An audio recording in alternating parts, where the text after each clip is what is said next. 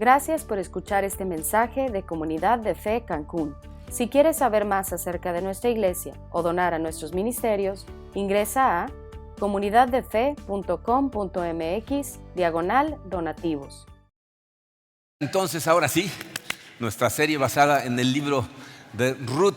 Miren, ahí tengo yo en la casa 3 o 4 libros que me gustan tanto, aparte de la Biblia, que los releo más o menos cada 5 o 6 años. Espero que se me olvide un poco y lo vuelvo a leer. Y aunque hay escenas que ya conozco, ya sé lo que va a pasar, de hecho las estoy esperando porque están tan bien escritos. El libro de Ruth es uno de los libros más gustados de la Biblia por muchas diferentes razones. Para empezar, yo creo que todo el mundo disfruta de las historias de amor, especialmente con finales felices, ¿no? Y este relato es definitivamente una historia de amor, aunque se van a sorprender acerca de qué es realmente. También a algunas personas lo que les gusta de este libro es una relación muy bonita que se da entre dos mujeres, Ruth y Noemí, que son nuera y suegra, ¿no? Normalmente ya saben cómo se hacen la bola de chistoretes acerca de la suegra y la nuera, ¿no? Dicen que la palabra nuera surge porque tantas suegras dicen, no era la mujer para mi hijo, ¿no? Entonces es la nuera, ¿no? También es un libro que a la gente le gusta mucho porque te da mucha esperanza, ¿no? Es un libro en donde vemos a una mujer que atraviesa por una serie de tragedias y luego cómo Dios la rescata de entre todas estas tragedias. Podríamos decir que Noemí es la contraparte de Job, ¿no? En femenino, que atraviesa por una serie de pérdidas muy fuertes, pero luego Dios al final la saca de toda esa oscuridad para darle mucha luz.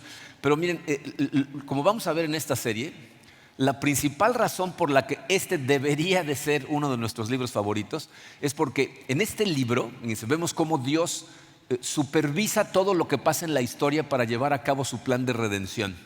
El plan de redención de Dios lo vemos como de alguna manera se va progresivamente revelando a través de toda la Biblia.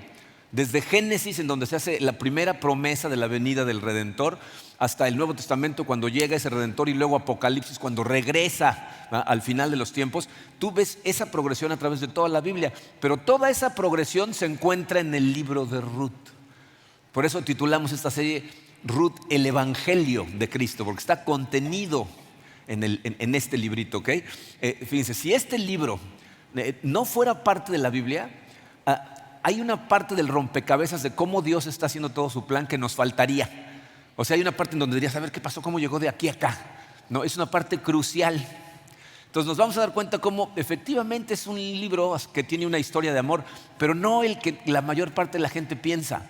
No es el amor entre Ruth y Booz, no es el amor entre Ruth y Noemí. Se trata más bien, fíjense, del amor de un Dios maravilloso, un Dios hermoso que estuvo dispuesto a redimir a una humanidad totalmente pecadora y rebelde, a la que decide salvar pagando un precio increíble. Entonces, en ese sentido, fíjense, el héroe del libro no es Booz, las heroínas no son Ruth o Noemí, es el Dios soberano que gobierna sobre la historia del mundo para cumplir sus propósitos redentores para dos cosas: para la gloria de su nombre y para el bienestar de su gente. Entonces, Él es el personaje central de este libro, ¿okay? Entonces, vamos a ponernos en manos de Dios y vamos a estudiar este libro de Ruth. Padre, te damos gracias, Señor, como lo hacemos siempre. Gracias por tu amor, gracias por haber enviado a tu Hijo Jesucristo a pagar por nosotros en la cruz para darnos vida, Señor. Y te damos gracias, Padre, por haberte asegurado de que este libro estuviera en tu escritura y que pudiéramos leerlo y que pudiéramos obtener tanta sabiduría de Él, Señor. Te pido que tu Santo Espíritu sea quien dirija todo esto que vamos a hacer, que lleve este estudio, que Él profundice en nuestros corazones para que se nos prenda la luz, Señor, y podamos ver la manera en que tenemos que interpretar las cosas que suceden a nuestro alrededor. Te pido, Señor, que abras nuestros ojos espirituales el día de hoy a estas verdades tan profundas que muchas veces pueden ser difíciles e incluso dolorosas de recibir. Sé tú quien nos guía, Señor. Nos ponemos en tus manos, en el poderoso nombre de tu Hijo Jesucristo. Amén. Bien. Miren, antes de empezar a leer un libro en la Biblia, normalmente es importante entender cuál es el contexto histórico del libro. En este caso, no necesitamos ir a hacer ninguna investigación a ningún lado porque el primer versículo del libro nos da el contexto histórico. Me voy a brincar un encabezado, de hecho no me lo voy a brincar, ahorita vamos a llegar a él, pero quiero que vean el primer versículo, Ruth 1:1, fíjense lo que dice. Dice: aconteció que en los días en que gobernaban los jueces en Israel hubo hambre en el país. Si ustedes estuvieron aquí con nosotros hace unos años cuando estudiamos el libro de Jueces, o si has leído la Biblia, si has leído el libro de Jueces, te vas a dar cuenta cómo esa época en donde gobernaron los jueces fue una de las épocas más caóticas, más extrañas en la vida del pueblo de Israel. Y les voy a decir qué es lo que sucede ahí. Fíjense, después de que el pueblo de Israel conquista la tierra prometida dirigidos por Josué, Josué reparte la tierra entre todas las tribus, en las 12 tribus, y dentro de las tribus para cada familia que pertenece a las tribus, ¿ok? Y luego, por orden de Dios, nombran jueces para que ellos sean los que ejecuten la ley, se aseguren que se sigue la ley de Dios que Él mismo les dio, pero no ponen a un rey, porque el objetivo es que la gente viera a Dios como a su rey y siguieran las leyes que Él había implementado, que los jueces iban a encargar de implementar. Pero lo que sucede es que la mayor parte de la gente del pueblo de Israel se aleja de Dios. Lo que hacen es entregarse a la adoración de los dioses paganos de las personas que estaban ahí antes que ellos, y entonces pierden la brújula moral totalmente y pasan una serie de cosas durante ese libro de Jueces que son espantosas, increíbles, ¿eh? Cuando lees el libro de Jueces, no puedes creer que lo que estás leyendo es la gente de Dios haciendo las atrocidades que hacen, ¿ok? Pero miren, parece ser como que el mismo autor de Jueces nos quiere preparar para tiempos mejores, porque al final del libro de Jueces se repite 4 veces la frase: en aquellos días no había rey en Israel. Y por eso cada quien hacía lo que le parecía correcto ante sus ojos, ¿no? Por eso hacían lo que les daba la gana. Pero habla en pasado. En aquellos días no había rey en Israel, lo cual significa que el libro de Jueces se escribió muchos años después, cuando la monarquía ya había sido instaurada. Entonces, fíjense, la monarquía en Israel no sucede hasta la primera carta del profeta Samuel, en donde ungen al primer rey de Israel, que es el rey Saúl. Luego en segunda de Samuel ungen a David, ¿ok? Bueno, entre Jueces y primera de Samuel está Ruth, justo en medio. Es como un libro de transición que sirve para 2 cosas. Una, para apuntar a qué pasó, cómo pasó de una cosa a la otra, pero en segunda, fíjense, para que nos demos nosotros cuenta cómo aún en esos momentos tan oscuros en la historia de Israel, Dios continuaba actuando en la trastienda para llevar a cabo su plan redentor, aún en medio de la desobediencia que tenía el pueblo de Israel. Por eso está ahí el libro, justo en medio, ¿ok? Entonces el día de hoy vamos a estudiar el capítulo 1, vamos a estudiar un capítulo por semana. Hoy nos vamos a concentrar en el capítulo 1. El capítulo 1 empieza con una serie de tragedias que le suceden a la familia de una mujer llamada Noemí. Por eso pusimos como encabezado: una amarga providencia. Vamos a leer versículos 1 al 5. Dice: aconteció que en los días en que gobernaban los jueces, en Israel hubo hambre en el país, y un hombre de Belén de Judá fue a residir en los campos de Moab con su mujer y sus 2 hijos. Aquel hombre se llamaba Elimelec y su mujer se llamaba Noemí. Los nombres de sus 2 hijos eran Malón y Kelión, efrateos de Belén de Judá, y llegaron a los campos de Moab y ahí se quedaron. Y murió Elimelec, marido de Noemí, y quedó ella con sus 2 hijos. Ellos se casaron con mujeres moabitas. El nombre de una era Orfa y el nombre de la otra Ruth. Y vivieron ahí unos 10 años. Murieron también los 2, Malón y Kelión, y la mujer quedó privada de sus 2 hijos y de su marido. Entonces, fíjense, el libro empieza, aparte de ponernos en el contexto histórico de los jueces, dándonos un dato muy importante. Dice: hubo hambre en Israel.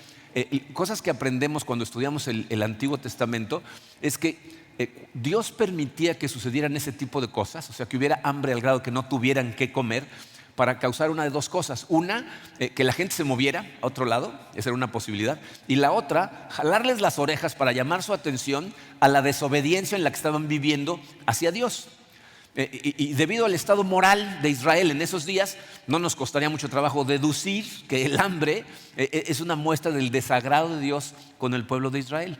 Pero en lugar de este hombre Elimelec de buscar el rostro de Dios, regresar a sus caminos, lo que decide hacer es llevarse a su familia a Moab. Miren, este libro tiene una serie de ironías que a simple vista no se notan. El nombre Elimelech en hebreo significa Dios es rey. ¿Okay? Él es el que dirige la orquesta, Dios es rey. ¿Okay? Eso significa que cuando Elimelech nació en Belén, que era durante la época de los jueces, había por lo menos una familia que no se había olvidado de quién es el que da toda la providencia, de que Dios sigue dando su providencia a su pueblo. Pero tristemente en este momento de su vida, Elimelech no está dispuesto a esperar en ese Dios a que mande tiempos mejores, y en lugar de eso toma la terrible decisión de salir de la tierra prometida, el lugar en donde Dios dijo: aquí voy a residir con mi gente, aquí les voy a proveer. Se sale de ahí y se va a residir en medio de una nación pagana, que ahí es otra ironía. Fíjense, él se está yendo de un lugar que se llama Belén, que significa en hebreo casa de pan, porque ahí iba a nacer el pan de vida, que es Jesucristo. Y se va a Moab, que no es cualquier nación. Miren, Moab, cuando el pueblo de Israel sale de Egipto y empieza a atravesar por esos países, le piden comida a la gente para que puedan seguir su camino, y Moab es uno de los países que les niega el pan. Dios de hecho está molesto con Moab, les niega la entrada a su casa por 10 generaciones porque no les dieron pan y agua cuando pasaron por ahí. Entonces Elimelech deja la casa de pan y se va a vivir en un lugar en donde les negaron el pan, ¿no? Entonces ese es el tipo de decisiones que tomamos cuando interpretamos las situaciones a través de nuestra lógica humana en lugar de interpretarlas bajo la luz de la Escritura. ¿Okay? Entonces él toma esa decisión y se va con su esposa, que se llama Noemí. Noemí significa dulce o agradable a los ojos. Noemí debe haber sido una mujer muy hermosa, y tienen 2 hijos que se llaman Malón y Kelión. Entonces ahí de forma muy rápida vemos la primera tragedia que sufre Noemí y su familia. Tuvieron que abandonar su tierra. O sea, irse de la tierra prometida para irse a vivir al Moab significa dejar atrás a sus familiares, a sus amigos, su cultura, ¿no? Todo lo que ellos conocían, para irse a una tierra pagana. ¿Okay? Llegan a Moab. La Biblia no nos dice cuánto tiempo llevaban ahí cuando viene la segunda tragedia, que esta es bastante más devastadora que la primera, ¿verdad? De forma muy simple, en el versículo 3 nos dicen: y murió Elimelech. Acuérdense que Israel era una sociedad patriarcal, es decir, las mujeres dependían de los hombres de su familia. Cuando las mujeres quedaban viudas, aunque había leyes que protegían a las viudas, las mujeres quedaban en una situación muy complicada a menos que tuvieran hijos, como es el caso de Noemí. Ella tiene 2 hijos hombres que evidentemente ya son mayorcitos, y entonces con todo y el dolor de la muerte de Elimelech todavía tiene sus 2 hijos. ¿Okay? Los hijos, como suele suceder cuando te vas a vivir a otro país, pues se casan con mujeres del país. Entonces se casan con 2 moabitas que se llaman Orfa y Ruth, y pasan ahí 10 años, y por razones que el libro no explica, no tienen hijos. Esa a lo mejor no se nota, pero es otra tragedia para Noemí. Los nietos son una parte importantísima, especialmente en la sociedad israelita, para preservar el nombre de la familia y la heredad. Pero ellos no tienen hijos, y luego, para acabarla de amolar, viene la 4ª tragedia y los 2 hijos también mueren. Miren, es importante notar el poquitito espacio que utiliza el autor para dedicárselo a las tragedias. Nada más como dice: y entonces esta familia con este hombre y sus hijos se fueron todos y se murieron. O sea, así como si nada. ¿Por qué? Dice: porque parece ser que este hombre quiere que nos enfoquemos no tanto en las tragedias que enfrenta esta mujer, sino en cómo responden ante estas tragedias estas mujeres. Entonces vamos a ver cómo sus respuestas son muy diferentes. El segundo encabezado dice: una respuesta incoherente. Esta es la respuesta de Noemí ante las circunstancias que está enfrentando. Vamos a leer los versículos del 6 en adelante. Dice: entonces se levantó con sus nueras para regresar de la tierra de Moab, porque ella había oído en la tierra de Moab que el Señor había visitado a su pueblo dándole alimento. Salió pues del lugar donde estaba, y sus 2 nueras con ella, y se pusieron en camino para volver a la tierra de Judá. Miren, en esa época no se consideraba una buena costumbre si alguien se iba de la ciudad en donde vivías, ¿no? Si alguien se iba a otro pueblo, despedirte de ellos ahí en la casa. La costumbre es salir caminando hasta fuera del pueblo y despedirte afuera. Si leen Hechos de los Apóstoles, van a ver cómo es lo que pasa con Pablo. Cada vez que se va de una ciudad, la iglesia entera sale caminando hasta la salida del pueblo, y ahí se despiden de él y entonces se va. No, eso sería lo equivalente aquí en Cancún a que venga tu familia a visitarte, ¿verdad? Se queden contigo 10 días y luego cuando se vayan en la puerta de tu casa les digas, bueno, pues ahí te ves, agarra un taxi y ahí nos vemos, ¿no?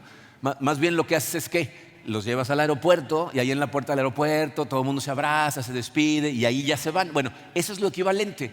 Por eso estas dos nueras caminan con Noemí hasta la puerta del pueblo y ya estando afuera les dice estas palabras en el versículo 8, dice, y Noemí dijo a sus dos nueras, vayan, regresen cada una a la casa de su madre, que el Señor tenga misericordia de ustedes como ustedes la han tenido con los que murieron y conmigo.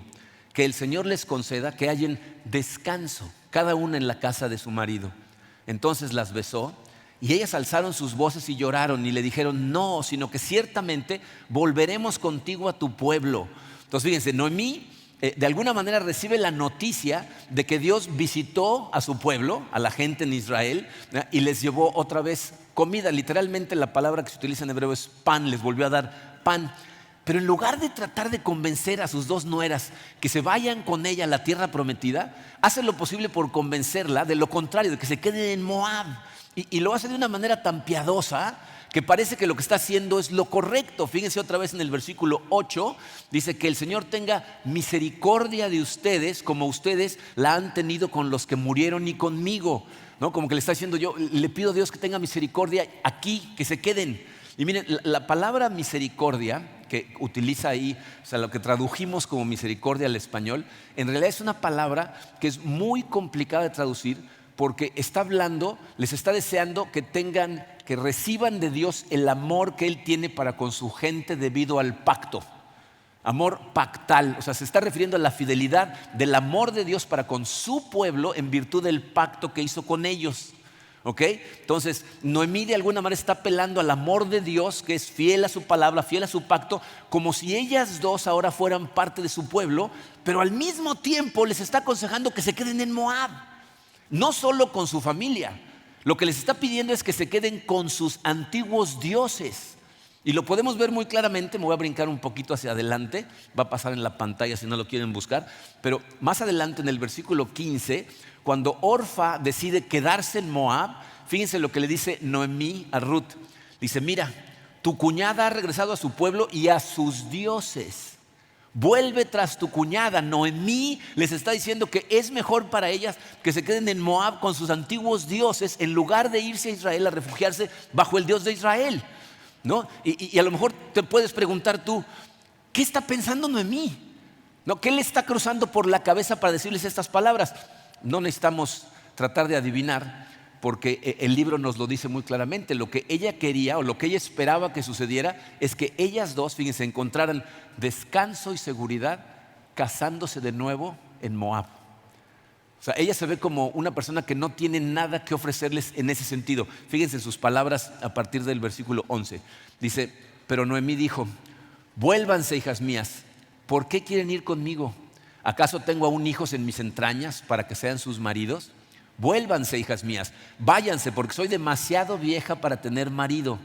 Si dijera que tengo esperanza, y si aún tuviera un marido esta noche y también diera a luz hijos, ¿esperarían por eso hasta que fueran mayores? ¿Dejarían ustedes de casarse por eso? No, hijas mías, porque eso es más difícil para mí que para ustedes, pues la mano del Señor se ha levantado contra mí. Miren, para entender qué es lo que está pensando Noemí y por qué les dice esas palabras, necesitamos entender una parte de la ley de Israel que aparte va a jugar un papel muy importante en el desarrollo de todo el libro. Fíjense, esta ley de la que les voy a hablar se encuentra en Deuteronomio 25, versículos 5 al 10. Ya sé que van a llegar desesperados a su casa para leerlo, ¿no? Entonces apúntenlo por ahí. ¿Okay? Les voy a decir lo que dice la ley. Cuando un esposo israelita moría sin haber tenido hijos, la ley decía que un hermano de este hombre que fuera soltero, o si no tenía hermanos, un pariente cercano que fuera soltero, tenía que casarse con la viuda. El objetivo no era nada más proveer para la viuda, sino era mantener el nombre del muerto, ¿no? Mantener vivo el nombre del muerto y proteger la herencia. La tierra estaba dividida entre todas las familias y la heredad era muy importante. Acuérdense que en la época de Israel el apellido de la gente no era un apellido común como tenemos ahora que toda la familia lleva un apellido. Su apellido era el nombre del papá. ¿Se acuerdan cómo le dice Jesús a Simón? Le dice a Pedro, le dice Simón, hijo de Jonás. Ese era su nombre completo. ¿Okay? Entonces, el nombre del que se muere no se puede perder nada más así. Y para evitar que se perdiera, entonces un familiar se casaba con la viuda y el nombre del hijo llevaba el nombre del que murió, no del que se casaba con ella. ¿Okay? Entonces, la persona que hacía eso, el hombre que se casaba con la viuda, se le conocía como un redentor, que es otro concepto que va a ser muy importante en el desarrollo de este libro. Entonces, lo que Noemí está razonando en su cabeza es: yo no tengo la posibilidad de tener más hijos para que crezcan rápido y sean sus redentores y se casen con ustedes. ¿Okay? Y aparte, miren, quiero que noten esto.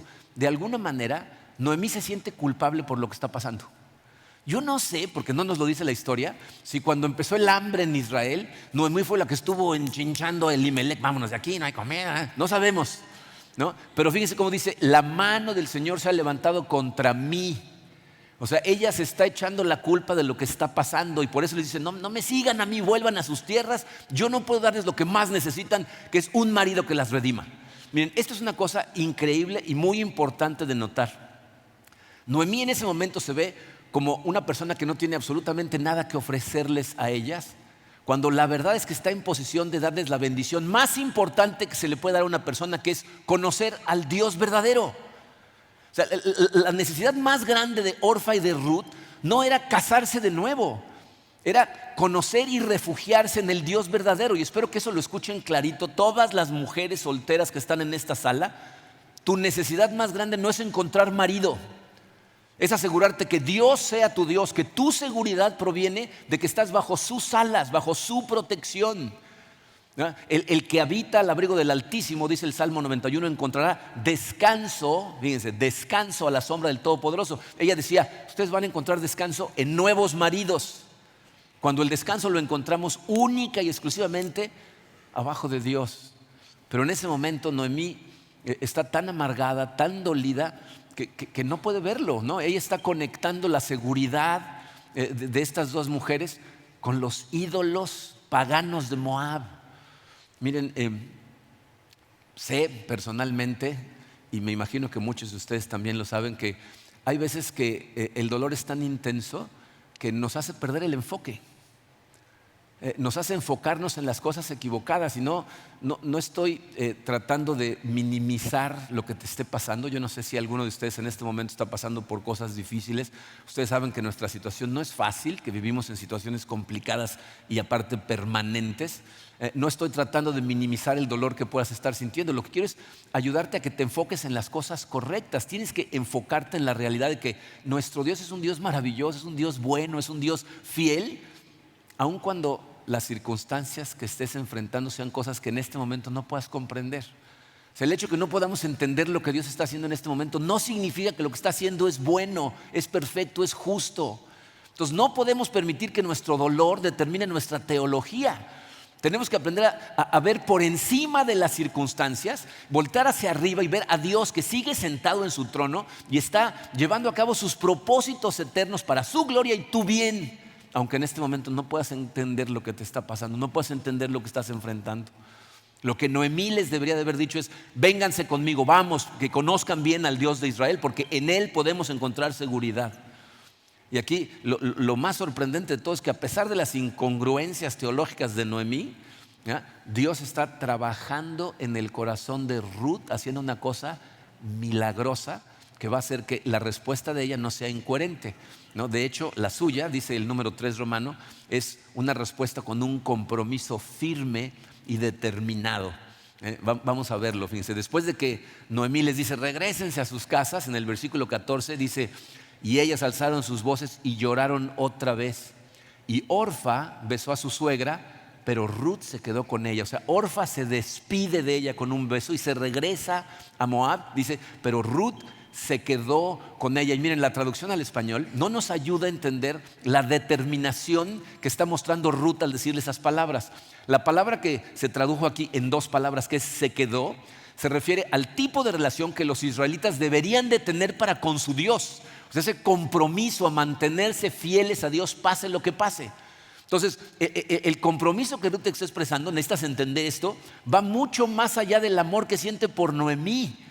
Ruth lo que le está diciendo es: yo me estoy comprometiendo con tu Dios, con el Dios de Noemí y con el pueblo. O sea, me quedo contigo porque tú eres parte del pueblo con el que Dios tiene ese pacto. Yo me quedo con ese Dios y contigo.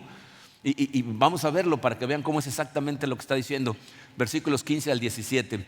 Entonces Noemí dijo: mira, tu cuñada ha regresado a su pueblo y a sus dioses. Vuelve tras tu cuñada.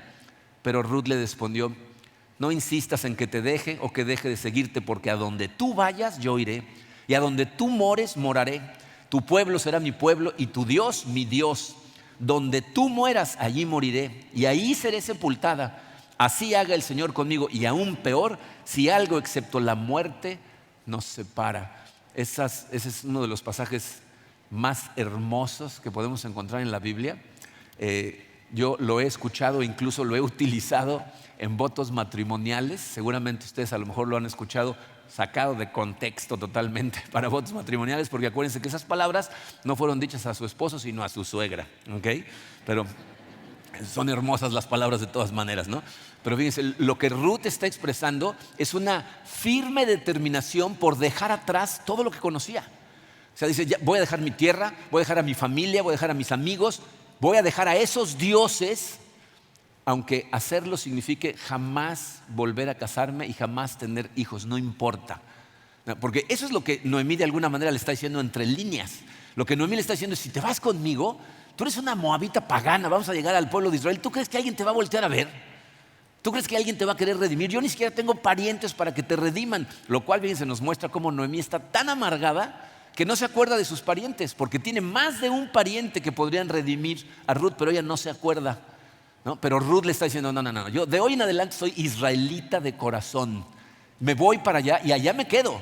Y si me muero primero, ni le hables a mi familia para que vengan por el cadáver. Entiérrame allá, porque yo ahora soy israelita. Vengo a refugiarme bajo la sombra del Dios de Israel. ¿Ah? Imagínense si Ruth hubiera puesto atención a las palabras de Noemí, jamás hubiera llegado a confiar en el Dios del universo. Pero ella, fíjense, a pesar de las palabras de Noemí y a pesar de las tragedias, porque no se olviden que Ruth también está sufriendo. O sea, Noemí pierde a su esposo y a sus hijos, pero Ruth pierde a su marido. O sea, ella también está en medio del dolor, pero aún así ella no permite que eso le impida ver la realidad de que el Dios de Israel es digno de su confianza, es digno de su devoción, ¿no? Y se está entregando a ese Dios. De hecho, fíjense, para confirmarlo, podemos ver, me voy a saltar al capítulo 2, no lo tienen en su programa, pero va a aparecer en la pantalla. Cuando en el capítulo 2 Ruth conoce a Booz y Booz la trata de una manera increíblemente buena. Ella le pregunta, ¿no? Dice: bueno, ¿y por qué tanta buena onda? Y fíjense, la respuesta de Booz está en Ruth capítulo 2 versículos 11 y 12. Todo lo que has hecho por tu suegra después de la muerte de tu esposo me ha sido informado en detalle, y cómo dejaste a tu padre, a tu madre y tu tierra natal y viniste a un pueblo que antes no conocías. Que el Señor recompense tu obra y que tu pago sea completo de parte del Señor, Dios de Israel. ¿Cómo termina? Bajo cuyas alas has venido a refugiarte. O sea, el punto aquí es que esto no fue simplemente amor a Noemí. Ruth había decidido comprometerse con el Dios de Israel. Miren, ¿saben qué? No sabemos, porque la historia no nos lo cuenta, pero es evidente que sucede. No sabemos cuántas veces durante la hora de la comida a lo mejor los hijos de Noemí hablan acerca del Dios de Israel. O sea, Ruth evidentemente estaba poniendo atención cuando ellos a lo mejor hablaron de cómo el pueblo de Israel había sido librado de Egipto, ¿no? Las plagas, cómo Dios había abierto el mar rojo, cómo habían cruzado el desierto, cómo habían llegado al Jordán y Dios había detenido las aguas, ¿no? Cómo habían tomado la tierra prometida. A lo mejor vieron, les platicaron de cómo las murallas de Jericó colapsan, ¿no? O sea, imagínense esto y quiero que traten de ver la aplicación que esto tiene para ustedes, para nosotros.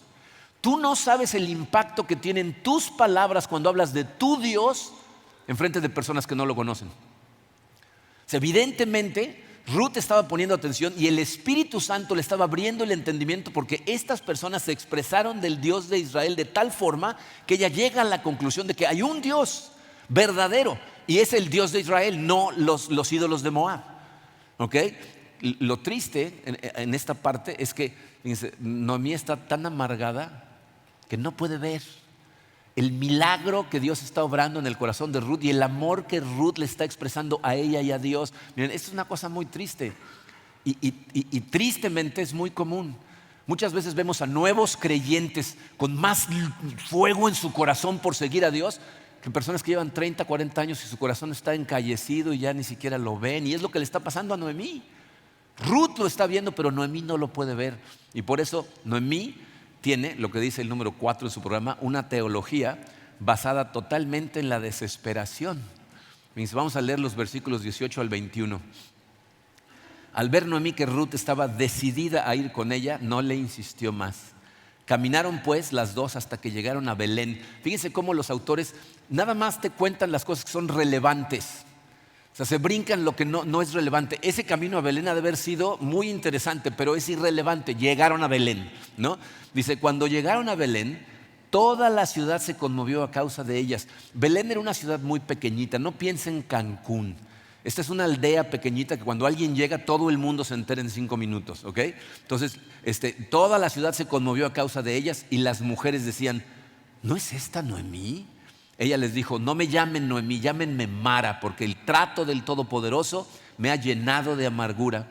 Llena me fui, pero vacía me ha hecho volver el Señor. ¿Por qué me llaman Noemí? Ya que el Señor ha dado testimonio contra mí y el Todopoderoso me ha afligido. Entonces fíjense lo que está pasando ahí. Llegan a Belén y evidentemente, fíjense, yo creo que el impacto de todas las tragedias se puede ver en la cara de Noemí fácilmente. Se ha de haber llegado demacrada, devastada, ¿no? Y entonces cuando entra al pueblo, la gente la ve y dice, mira, Noemí, ¿qué le pasó? Parece que le atropelló un camión. No, o sea, empiezan a murmurar, qué mal se ve, ¿no? Seguramente recordaban lo hermosa que era y ahora se ve toda demacrada. Pero ¿saben cuál es la realidad? Noemí es consciente del estado en el que se encuentra y por eso les dice, ya no me llamen Noemí, llámenme Mara. Noemí significa dulce o agradable, Mara significa amarga. Dice, llámenme amarga porque el Todopoderoso me ha llenado de amargura. Y miren, esto muy importante anotar también, eso que acaba de decir ahí Noemí, el Todopoderoso me ha llenado de amargura. Noemí no cree que le fue mal, que el destino se ensañó con él. No llega y le dice, no hombre, tuve muy mala suerte, me ha ido de la patada, no sé qué. No, ella tiene clarísimo que el Dios del universo está sentado en su trono y todo lo que le ha sucedido ha sido o decretado o permitido por Él. Y tiene absolutamente toda la razón. En ese sentido, la teología de Noemí es correcta. Miren, hay personas que se llaman a sí mismos cristianos que tratan de defender a Dios cuando hay situaciones dolorosas, cuando de pronto cosas oscuras suceden, como que tratan de negar que Él está en control de todo, que es Dios soberano. Y dicen, no, esto seguro fue el enemigo. Como si el enemigo pudiera hacer cualquier cosa en este mundo sin que Dios quisiera. O sea, se imaginan a un Dios que está atado de manos en su trono diciendo, ¡ching, qué mala onda, no puedo hacer nada! Eso no es nada más antibíblico, no es ningún consuelo para nosotros los creyentes. O sea, si tú crees que Dios solamente está en control de las situaciones cuando todo sale como tú quieres, significa que Dios no está en control de casi nada. ¿Están de acuerdo? Porque en este mundo hay montones de cosas que están sucediendo que no nos gustan, que son dolorosas. Nosotros, ¿saben en qué descansamos? En que sabemos que Dios sí está en control y está llevando a cabo su propósito y sus planes que son perfectos, sabios, buenos, aunque en este momento no podamos entender por qué. Aunque no entiendas, Dios está en control. Dice 2 veces Noemí, y por eso les dejé el paréntesis ahí, se refiere a Dios como El Shaddai, que es el nombre al que nos referimos a Dios como diciendo, Él tiene poder sobre todas las cosas, es el Todopoderoso. Dice, Él me ha afligido. En ese sentido, su teología está más clarita que la de muchas personas hoy en día, pero evidentemente es una teología que no está completa porque ella ve estas cosas como algo negativo que Dios está haciendo hacia ella. Es decir, Noemí está interpretando las cosas a través de su experiencia, en vez de interpretarlas a través de la palabra de Dios, que nos dice que todos los que amamos a Dios, Él se encarga de que las cosas funcionen para nuestro bien. Por eso es una teología basada en la desesperación. Pero Dios tiene planes maravillosos para Noemí. Le tiene, como nos tiene a nosotros, una paciencia increíble, y por eso este capítulo termina con Un rayo de esperanza es el quinto encabezado ahí, un rayo de esperanza. Fíjense cómo termina el capítulo. Dice, y volvió Noemí y con ella su nuera Ruth, la moabita, regresando así de los campos de Moab. Llegaron a Belén al comienzo de la siega de la cebada. Miren, esto no es ninguna casualidad. El hecho de que hayan llegado al comienzo de la siega de la cebada, no nada más va a haber alimento para ellas, sino que llegaron justo a tiempo para que, debido a que están en la siega de la cebada, se desencadenen una serie de eventos que van a causar, fíjense que las cosas que van a hacer Ruth y Noemí van a cambiar la historia del mundo. No la historia de la vida de Ruth y de Noemí, la historia del mundo es transformada, como vamos a ver en los siguientes 3 capítulos. ¿Ok? Sí, se queda en conclusión. Pero bueno, ¿qué podemos aprender de todas estas cosas? Miren, este capítulo tiene un montón de lecciones. De hecho, ya vimos algunas de ellas, pero hay 4 cosas que quiero que nos queden muy claritas. La primera de ellas, dice el número 1, la amargura produce ceguera espiritual. Tienes que tener mucho cuidado con permitir que tu corazón se llene de amargura debido a las circunstancias que estés viviendo, porque cuando eso sucede en la vida de una persona, eso produce ceguera espiritual. Fíjense cómo Noemí evidentemente sufrió tragedias espantosas, ¿no? En 5 versículos, ¿no? Pierde totalmente su marido, sus hijos, no tiene nietos, está muy lejos. Pero también Dios está dándole bendición, está comenzando a mostrarle su bondad, pero ella no lo puede ver. Fíjense, fue Dios el que visita a Belén, nos dice muy claramente el pasaje, para darles de nuevo pan. Y es Dios el que se encarga de que de alguna manera Noemí se entere de que en Belén ahora hay pan. En esa época no había Facebook, no había WhatsApp, nadie le dijo, ya hay pan, córranle. O sea, Dios se asegura de que estando en una tierra pagana, enemiga, lejana, ella se entere de que ya hay pan, ¿ok? Fue Dios el que se encarga que lleguen precisamente durante la siega de la cebada, en donde Ruth no solamente va a encontrar alimento, como vamos a ver la semana que entra, va a encontrar a un redentor, ¿no? Que, como les digo, va a cambiar la historia del mundo. Fíjense, Dios le da a Noemí un regalo que Noemí no puede ver. Le da a Ruth. Dios hace un trabajo tan excepcional en el corazón de Ruth, que Ruth es una mujer excepcional. Es un regalo de Dios para Noemí. Fíjense, al final del libro, en el capítulo 4, esas mismas mujeres, cuando llegan Ruth y Noemí, empiezan a murmurar. Ay, mira cómo se ve de traqueteada, ¿verdad? Esas mismas mujeres, al final del libro, lo que hacen es alabar a Dios, no solo por darle un nieto a Noemí, sino por darle una nuera, que dicen ellas, vale más que 7 hijos.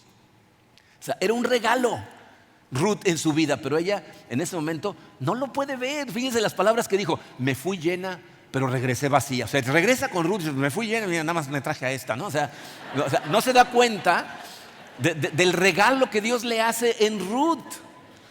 Entonces tenemos que tener cuidado con la amargura, porque produce una ceguera que no te deja ver las bendiciones que Dios te sigue dando aún en medio de circunstancias complicadas.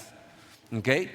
Número 2, dice, las obras de Dios tienen un alcance mucho más extenso de lo que podemos ver.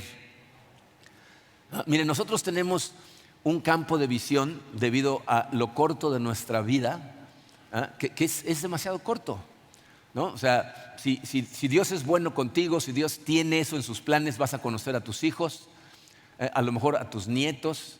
Hay gente que tiene la bendición de conocer a sus bisnietos. Son contadísimas las personas que ven más allá de esa generación. No podemos ver hacia abajo, no sabemos el impacto que va a tener. Y por eso muchas veces las cosas que nos suceden, no podemos ver el impacto que van a tener hacia abajo. No, hay gente que dice, no, pero al final vas a ver hacia atrás. A lo mejor. Pero fíjense, John Piper, excelente autor de libros, pastor, dice cuando enseña acerca de este pasaje, ¿qué diría Noemí si pudiera ver tan solo una fracción de las miles de cosas que Dios estaba haciendo a través de las tragedias que ella había enfrentado? ¿Qué diría, por ejemplo, si supiera que Dios estaba formando la genealogía a través de la cual iba a traer al Mesías al mundo a través de Noemí? Si supiera que Dios le va a dar un nieto, que se va a llamar Obed, que va a ser el abuelo del rey David. El rey más importante, más conocido en la historia del pueblo de Israel, que a través de ese linaje va a venir Jesucristo, el Rey de Reyes, a través de ella. ¿Qué hubiera dicho Noemí si supiera todas esas cosas? Pero no lo puedes saber, ¿sabes por qué? Porque Noemí nunca leyó el libro de Ruth. ¿No? O sea, no había forma, ¿no? Pero te voy a decir que es muy significativo. Tú y yo sí lo leímos. Tú y yo sí podemos armar el rompecabezas y darnos cuenta de cómo Dios está actuando, haciendo cosas increíbles, de manera que tú se te caiga la baba y lo veas y digas: qué perfección, qué Dios tan maravilloso, cuánto amor, cuánta paciencia nos tiene. Entonces no puedes ver lo que está haciendo y a lo mejor no lo vas a ver, ¿eh? A lo mejor te va a dejar ver algunas cosas, pero otras, quién sabe qué impacto vas a tener 5 o 6 generaciones abajo por lo que estés haciendo hoy, lo que permitas a Dios hacer en tu vida hoy. Número 3, Dios está llevando a cabo su plan a través de personas comunes, como nosotros. Comunes y corrientes. Miren, si este libro jamás se hubiera escrito, nosotros nos hubiéramos enterado de la genealogía de Jesucristo, en donde aparecen Ruth y aparece Boaz y aparecen muchas otras personas, porque está en la genealogía en el Nuevo Testamento, lo hubiéramos visto. Pero lo que nunca hubiéramos visto es cómo Dios obró a través de la familia de Elimelech, que es un total desconocido. Fíjense, nosotros, porque el autor no nos lo dice, no sabemos si la decisión que tomó Elimelech fue buena o mala. O sea, no nos dice: la regó Elimelech. No nos dice si su decisión fue mala.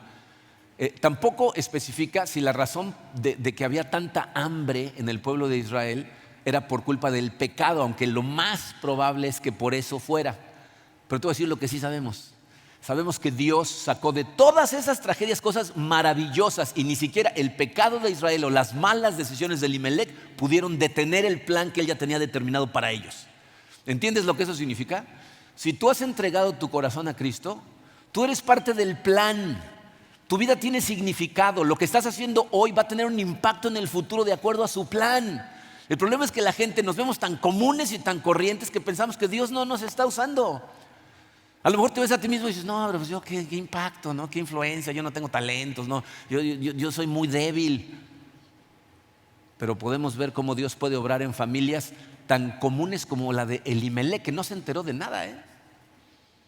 Un desconocido, ¿ah? Una familia problemática, a lo mejor disfuncional, con suegras como Noemí, ¿no? Y aún así saca cosas maravillosas de esta historia, aunque al principio parecía que iba a ser simplemente una tragedia griega, ¿no? Pero ahí está Dios, moviendo los hilos de la providencia para llevar a cabo su plan.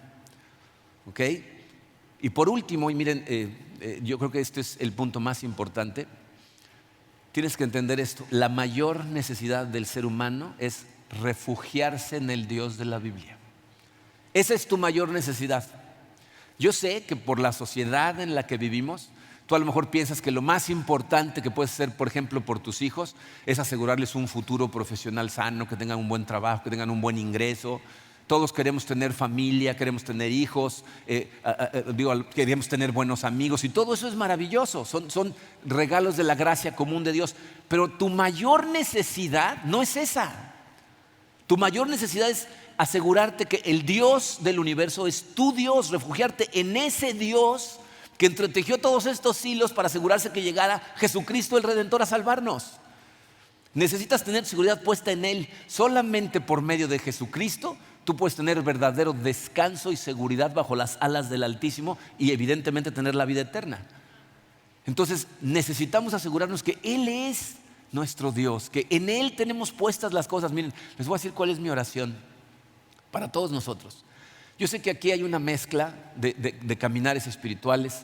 Sé que hay gente que a lo mejor ni siquiera cree en estas cosas, gente que a lo mejor está empezando a escuchar, gente que a lo mejor ya entregó su vida a Cristo. Sé que habemos de todo aquí, pero mi oración para todos, parejitos, es que hagas lo mismo que hizo Ruth. Que dejes de poner tu seguridad en ídolos, en cosas externas, en dinero, en poder, en gente de este mundo, y que te vayas a refugiar bajo las alas del Altísimo, que es el único lugar en donde vas a encontrar verdadera seguridad y descanso.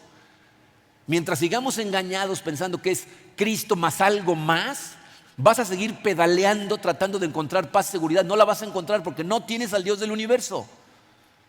Las circunstancias a lo mejor no van a ser lo que tú quieres. A lo mejor van a doler mucho, pero tienes que confiar en Él, en saber que Él de lo que esté sucediendo va a sacar cosas buenas para su gloria y tu bienestar. Y mientras más te concentres en Él, más fortaleza en tu corazón para enfrentar lo que tengamos que enfrentar. Esa es la fuente de fortaleza, esa es la fuente de seguridad, la única real.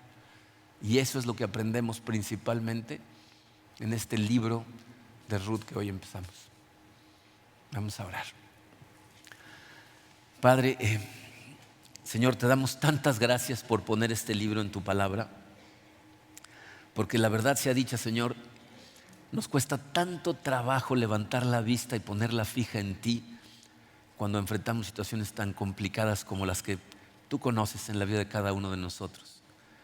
Te pido por cada uno de los que escuchamos estas palabras en este momento, Señor, que la luz de tu Santo Espíritu nos llene a tal grado que sepamos, Padre, que tú ahí estás con nosotros aunque haya oscuridad afuera, que aunque las circunstancias que enfrentemos sean complicadas o sean dolorosas, tú estás trabajando en la trastienda para nuestro bien y para tu gloria. Ayúdanos a confiar totalmente en ti, Señor, a recibir fortaleza de nuestra debilidad gracias a tu Santo Espíritu obrando en nosotros. Padre, no nos dejes caer en el error de perseguir cosas de este mundo pensando que ellas nos van a causar seguridad, que nos van a dar descanso cuando tú eres el único que puede hacerlo. Te pido, Señor, que nos llenes de tu paz, que nos recuerdes constantemente a través de tu Santo Espíritu que aquí estás. Aunque no te veamos, aunque a veces no sintamos tu presencia, ahí estás y todo lo que sucede es orquestado por ti, Padre. Ayúdanos a confiar, Señor, cuando nos cuesta tanto trabajo en medio del dolor, en medio de los fracasos, en medio de las decisiones equivocadas. Te damos gracias, Padre, por tu paciencia, porque aunque nos equivocamos y caminamos a veces en sentido contrario a lo que tú nos pides, tu plan sigue funcionando. Tú sigues hilando ese plan maravilloso para nosotros. Te damos gracias, Señor. Nos ponemos totalmente en tus manos, Padre, para que tú nos fortalezcas y nos des visión. Te lo pedimos en el poderoso nombre de tu Hijo Jesucristo. Amén.